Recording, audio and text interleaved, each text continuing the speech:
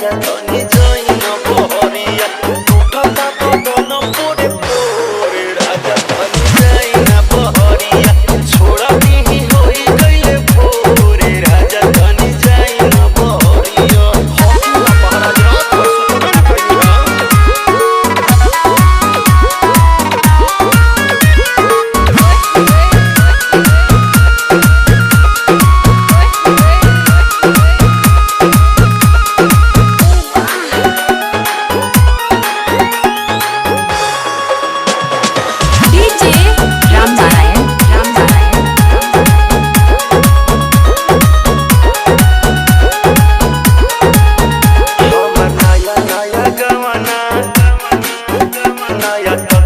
बिछवाना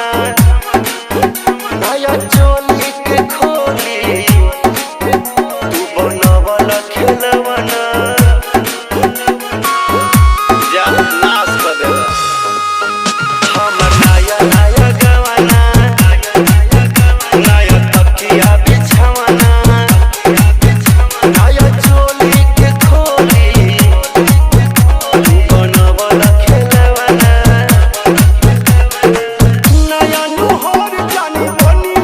चोर राजा तेरा कमर बड़ तोड़े राजा तनी जाइन बहरिया उठता बदन पोरे पोरे राजा तनी जाइन बहरिया छोड़ा दी होई गइले भोरे राजा तनी जाइन बहरिया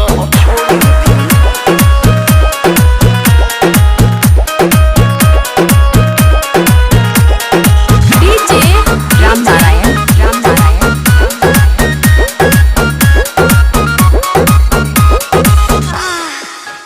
खाई खैला उठल लिया